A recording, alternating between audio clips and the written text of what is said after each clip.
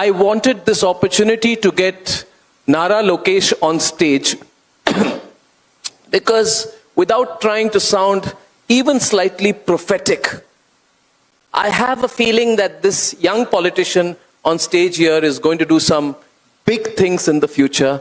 I've had the opportunity of talking to him, understanding him, and he's come all the way. And I just told him one thing. I said, Lokesh, I need the people to get to know you a little better. So are we ready for a little intimate conversation with Lokesh? Because there's an X factor around him. The incredible thing about this Republic Summit, sorry for the long introduction, it's a bad habit. You know, I never end. At some point, you're going to have to tell me to keep quiet. The interesting thing about this Republic Summit, Lokesh, is that we have people who are not often on stage, but who are doing great things in this country. We have, after some time, we have Sudarshan Venu, who runs TVS, incredible company, global mobility, again, not very exposed on the national stage. We have Sridhar Vembu. I think he does great things at Zoho. We're going to get Professor Kamakoti, who's made IIT Madras into a center of bustling creative tech energy. And so, for me, I see all of this as part of a pattern. Lokesh, in your political journey, where are you placed right now? You know, I just want to start with a broad sweep. You had many years in politics. Can you tell us about where you stand right now? How would you describe the last 10 years? And what is your vision for the next 10? For me personally, I think it's been a very exciting journey. As you rightly said, it's a journey and not a destination. So it's very unfair to say where do I stand right now in my political career. I believe that God willing, people blessing, I have another 40, 50 years of political career ahead of me as a person. Last decade has been rewarding. I've had the highest of highs, lowest of lows. I've taken my highs as I take my lows. I've taken my lows as I take my highs. And I've remained the same person, Lokesh. Nothing much has changed in that perspective. But what I see is an amazing opportunity for our nation. And I see that today, young leaders also should lead from the front, roll up their sleeves and actually get things done. And that is the role that I see playing as we go about in my political journey. So as of now, what are you rolling up your sleeves and getting done? In that, what is that one big thing? Because from my conversations with you in the past, I've realized you're all about execution. And you're in a terrible hurry to get things done. So what is your target? What is that one project that you're rolling up your sleeves and getting done as of this minute? Lokesh. There are multiple projects that I'm getting done. I think it's very unfair to say this is the single project, number one. Number two, my chief minister has a clear vision that Andhra Pradesh should be a $2.4 trillion economy by 2047. And for all of you here, you know, Naiduji is a man in a hurry. So when you have a boss like that, it makes it exceptionally difficult to also match to his speed. And I'm in eager rush to actually match his speed in that sense. Saying that, I handle two important portfolios. One is the Bharat portfolio, which is education. The other one is India portfolio, which is to attract investments and create jobs. And I'm doing interesting work in that sense in actually these two portfolios, which will differentiate Andhra Pradesh as we go forward and really set a new benchmark for India. So what is the target your boss has set for you? Well, his point is very clear. We have to be a $2.4 trillion economy. That means we need to grow at 15% CAGR year on year as a state. That requires a lot of integration across departments. And as the chairman of group of ministers to create 2 million jobs in 5 years, our singular agenda with which I'm working today is actually to create jobs. That's what keeps me up. That's what keeps me driven day in, day out. We just had Himanta Biswa Sarma earlier, and everybody's pushing for investment and more investment. What remains unique about Andhra as an investment destination, if any? I'll give you the 3 S's. First is speed, second is stability, third is service. Just to give you a few numbers, Google project, which was briefly mentioned in the video, it's India's single largest FDI investment ever. This is in a data center, From handshake to shovel, 13 months. ArcelorMittal Greenfield Steel Plant, from handshake to shovel, 17 months. I'll give you another number. AMCA, which is India's attempt at building indigenous fighter jet, a stealth fighter jet, handshake to shovel, 37 days. So that is the speed that Andhra Pradesh stands for and differentiates. Second is stability. You know, our leadership has an amazing track record where its policies have stood the test of time and politics, and we have delivered on that. Third is service. I look at all the entrepreneurs, the industries as nation builders. You here create jobs. You build the nation. And I look at you with a lot of respect, and I'm here as a politician to serve and deliver on the promise. So these are the three S's that I believe is what is making Andhra Pradesh different from other states. And that is why today we're able to attract 25% of investments that are actually coming to India. 25%, single state. So that's what makes Andhra Pradesh different from any other state in India. I'm going to ask a couple of more quick ones and then hand it over to Niranjan. You know, what is it that, if any, that differentiates Nara Lokesh, or your generation, I would say? What is different in the way that those of your age bracket look at the relationship between business and politics? See, we've seen in the last 3 decades of my journalistic career, I've seen a different relationship between business and politics 25 years back and today. Today, it is not parasitic. It is not patronage. It is not what we in India used to call the Jajmani system. It is not based only on personal deliverables. It is based on strict performance deliverables. So the straight question, and we would like to know, there are many people from business in the audience, would your generation or you personally look at the relationship between business and politics differently from those a generation older or 2 generations older? Do you see anything changing? And I'm not talking only in the context of your boss. His approach was very different. I'm talking about the traditional relationship between politics and business earlier and now. Thank you. Yeah. Arnabji, after you spend a decade and a half or 2 decades with a leader, we all become a carbon copy of your leader. It's a culture that permeates. Day in, day out, when you're talking to your leader, exchanging ideas, the culture permeates. And in our, being a regional party, we've always had nation at heart. We came out policies that have helped the nation, and Andhra Pradesh got the first mover advantage. We've done that with data centers. We are doing that with few more sectors. So I believe that businessmen have an important role to play. They are nation builders. They create jobs. They are today building critical infrastructure. Saying that it's no longer just Andhra Pradesh vying for their rupee or their dollar. Every other state, I'm competing with every other state.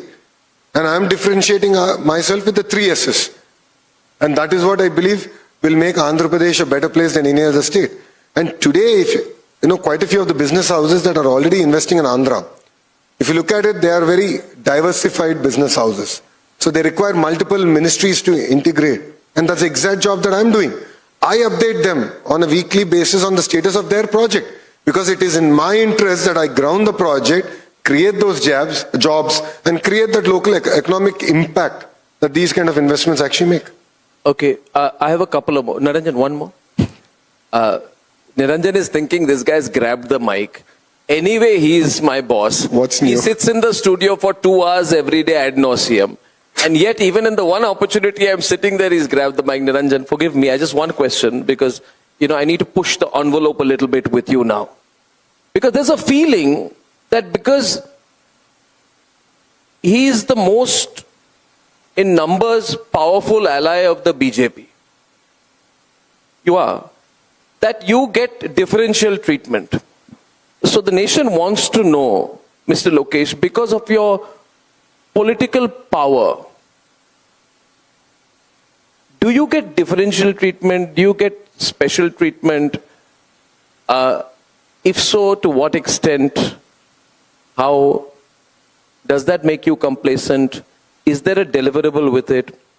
You can choose to answer this. And the reason I ask this question, and I'll explain this, is because when I understood the financial model of the Amravati project from you personally, I saw that there was a tremendous amount of capital raise that was done by the state of Andhra Pradesh and not coming from Delhi. I hope I'm understood here. It's not like, there's a feeling in Delhi that all the money is being given from Delhi, but that's not the case. So I want you to, this question is also an opportunity for you to dispel that myth and get into some hard numbers, please, if you may. Thank you. Yeah, Arnabji, definitely having more number of MPs help in terms of having a conversation at the table, having your voice heard. Saying that what did we gain as a state and as a person? Having a dinner with the Prime Minister. The Honorable Prime Minister Shri Narendra Modi ji was very kind enough to host me. And I've understood his vision, I've understood what he wants states to deliver. Today, to be very honest, the central government is creating world-class policies. Policies where in other countries they are unable to do. He's able to give us vision, direction and guidance. But he's looking at states to execute. And today Andhra Pradesh is taking that opportunity, is running faster than any other state, and therefore we are getting rewarded for it. It's as simple as that. See, if other states are sleeping and I'm going to the Raksha Mantri and saying that I heard you're having a project and please come to Andhra Pradesh, obviously he's going to choose us because we have the land ready. 37 days, 600 acres delivered to Government of India, 0 rupees taken by the state. So that is the speed, and the Honorable Prime Minister is looking at states that are going to run. He's saying, you guys compete. And that's what I believe. When states compete, India wins. Saying that even Amravati is a great example of it. They gave the startup capital. The Government of India gave 12 or 13,000 crores of startup capital to get the project going. But that was just the beginning. We raised money. It's a self-financing project. It's going to be a world-class city that India has not seen. We are building infrastructure that will make every Indian proud and say, yes, we are no longer going to talk about cities in different parts of the world. We are going to talk about this city called Amravati in India, built by world-class, designed by world-class architects, where knowledge gets transferred to our architects, and we can go about showcase it to the world. So that's what is going to make us different from rest of the How much have you raised beyond the seat capital? See, we are going to see the level of your ambition, the degree of your aggressiveness in being able to push together an infrastructure project of this scale. And I also want to understand the time limits of your execution and whether there is a political timeline that you keep in mind, because politicians like to deliver things just before the elections. Yeah, I want to understand all three, please. And Niranjan, after this, I'm giving the mic to you. Thank you. Sorry, Niranjan. So the first, to answer your question, right? Amravati, we made a promise to the Prime Minister because he restarted all the projects that 2028 we are going to open all the buildings in Amravati, which is your core capital area, the government complexes. That is the first promise we made, which is our Secretariat, our Assembly, High Court. That's a promise that we made. We will deliver on it. How much money do we need to raise in this whole process run up to building the capital city? It's going to cost us 60,000 crores. 60,000 crores is the capital that we are going to raise to build a world-class capital city. And it's not just about the government. We already have education institutions coming up.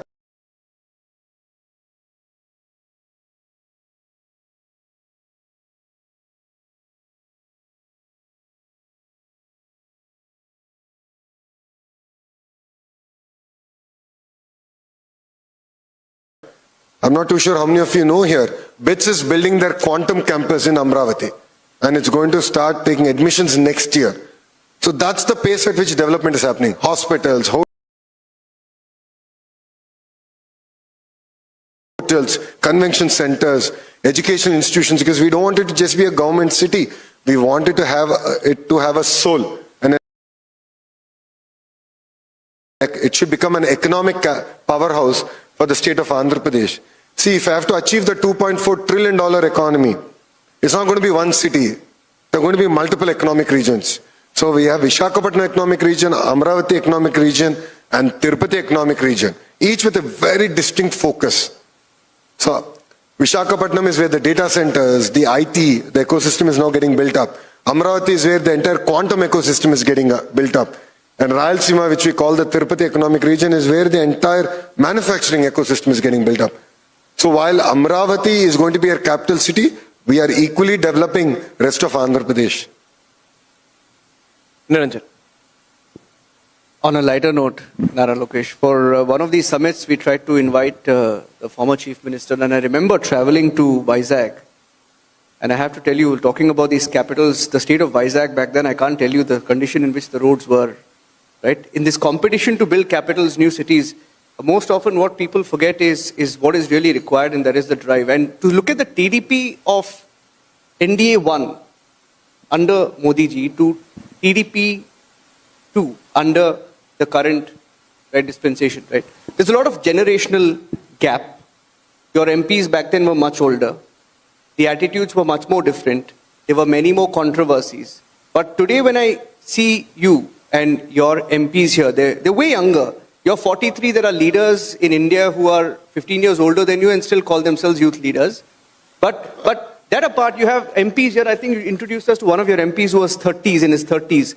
So that generational shift, is it a conscious effort to build a new party under your wings? How are you looking at it? And why are you increasingly pushing for younger people? Is it working out for you?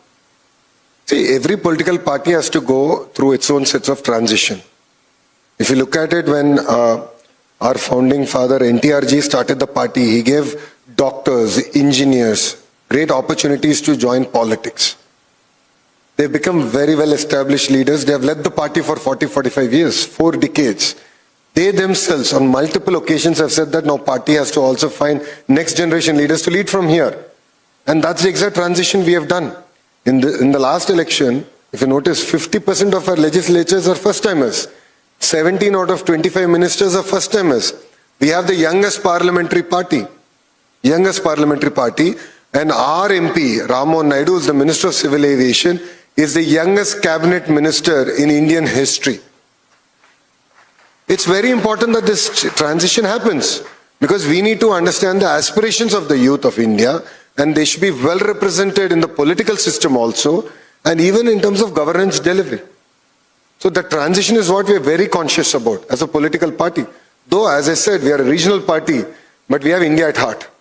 And we believe that we, as an important ally in NDA, all forms of India under Vajpayee ji and now under Modi ji, we have always contributed to the nation in terms of policy frameworks. Arnab, can I take one more question? Please don't embarrass. Okay, on a lighter note. So, growing up, we always saw your father, and he always had this reputation of being the man who introduced the word IT. He was known as someone, and he's still known, of course, he's very, very progressive in that sense. So he was known as the man who introduced IT into India, under the undivided Andhra, right? And now you seem to have a very, very sort of a similar path that you're trying to take with this AI transformation. So it was IT for Chandrababu Naidu, AI for Nara Lokesh. Is there a conscious effort that you're putting in to push AI? How important is that for you? For all of you who know my Chief Minister Naidu ji, he doesn't leave anything for us. So IT is him, AI is him, quantum is also him. He's not left much for me. But my job is execution. So what you see today in Andhra Pradesh is you have a visionary leader who gives the trajectory on which side the state should go. And then he has a young set of team who's simply focused on execution, ensuring the rubber meets the road. And that is what is differentiating us as a state, number one. Number two, see, Naidu ji is a brand. And this brand enables us to open doors. And that is what has happened for us. So of course, I've used his brand. That's how I got my foot in the door into Google. But then I had to execute it. And that's how we've landed the project, work started, and a year from now, we'll actually dedicate this data center to Bharat. And that's what makes us different. And I believe that, as I say, Naidu's 4.0, this is his 4th term as Chief Minister. I believe it's completely different term compared to his previous 3 terms. And I jokingly tell my young team, I say, Mr. Naidu ji always says, 94 was a great time. 95, the first time he became the Chief Minister. He said, I had a great team. This is how we used to work, this is how we used to work. And I keep telling all my young Turks that we should compete with that. The day we should work so hard that the day will come and Mr. Naidu ji will say, yaar, 2024 ka team bada tha. It was amazing. This was the perfect team. So that is what drives us day in, day out. This is a very interesting session because what we are getting here, as we look into this, we are looking at Nara Lokesh. Now, Nara Lokesh is one of the most watched, most closely watched, now you're being very closely watched, second generation leader in India today. And we are happy for that. And therefore, the double challenge of you to, and you have moved very much, I must congratulate you through your work decisively, in a way out of the shadow of your legendary father, right, who is very, very strongly there. And you're carving a identity as a technology-first reformer. Now, in a choice between people and business, and ladies and gentlemen, right now Sridhar Vembu is walking in. Let's give him a big round of applause. That's an amazing man, the founder of Zoho. Sridhar Vembu ji, please sit, sir. Please sit. Thank you very much. So my question is, and this is interesting for you, Sridhar ji. Interesting question I'm asking Lokesh ji out here. That does it sometimes happen to be a choice between your political and your business targets? For example, you are positioning Andhra, and you, your father, particularly you, as India's data center revolution center, right? You want to be attracting significant AI infrastructure investment, but you're also grappling with issues which are of the real world of power and energy, and large-scale data power centers really consume a lot of both. And then you have the needs of the local communities. So we are very keen to know whether this is a policy challenge that you see becoming increasingly strong as you go forward. A. B. In the search for scalability, are you doing something for it now rather than deferring the problem to 4 to 5 years later, when the dependency on these centers for the business you're growing, the tech-first business, may be greater? Lokesh ji. Arnabji, I think the most important thing is to make the farmers, your electorate, part of the growth story and the journey. It's important for us to educate and put our viewpoint also in front of them. See, we keep talking about water requirement for a data center. It's a known fact. Data centers require water. But I'll give you a number, 3,000 TMC. 3,000 TMC is the amount of water that goes from Godavari into the sea. 3,000 TMC. That's equivalent to the annual consumption of Brazil. Annual consumption of Vietnam. All I'm asking is 1.5 TMC.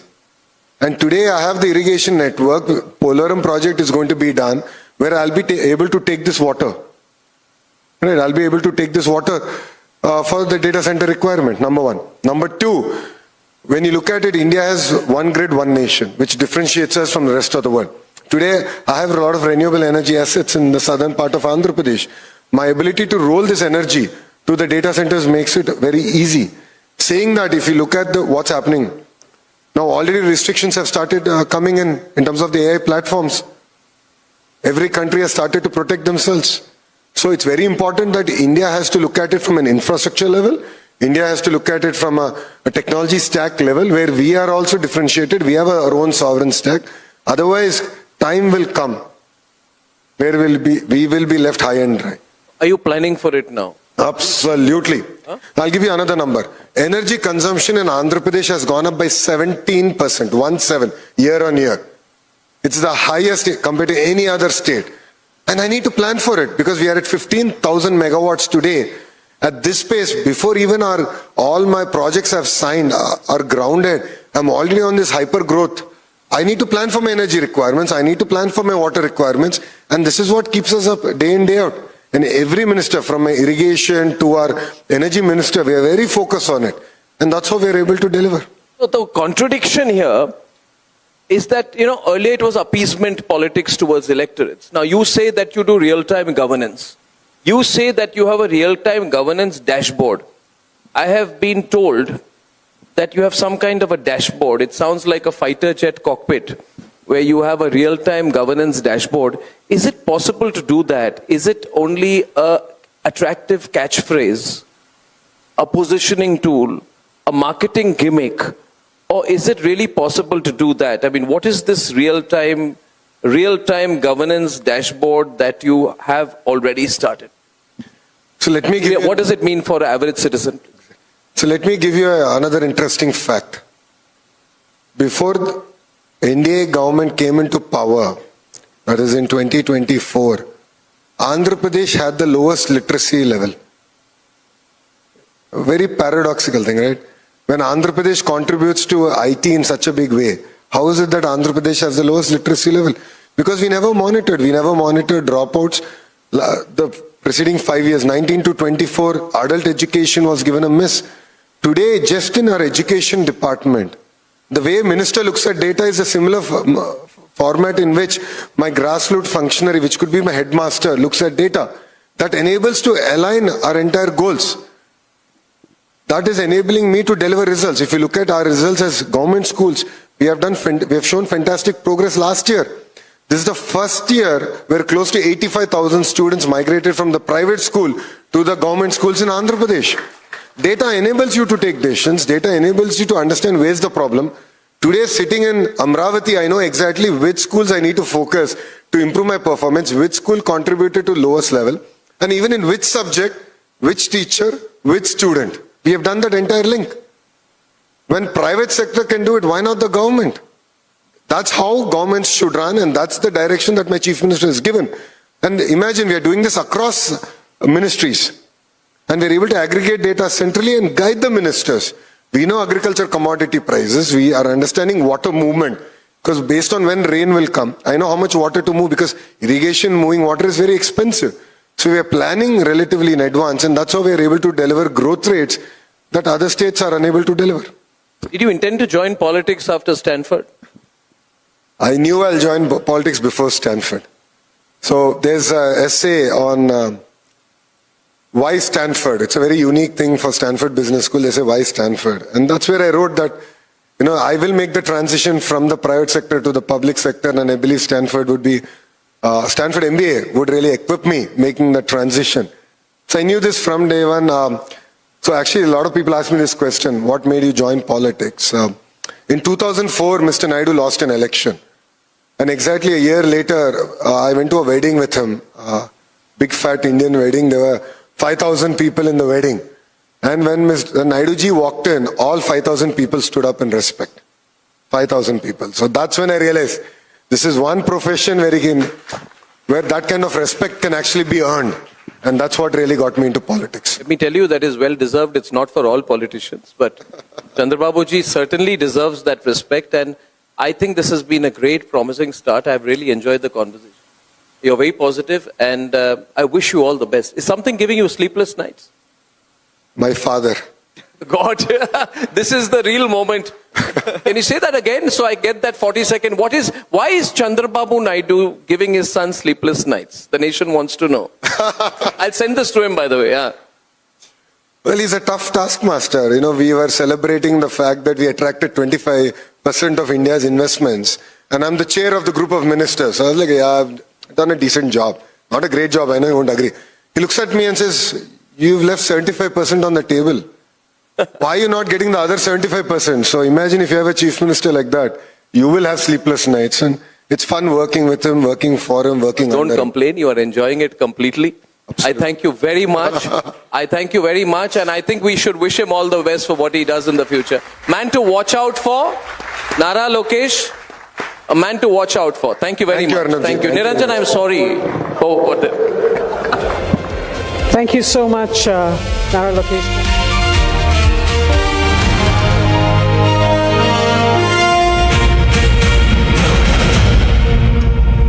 चमकी चाट से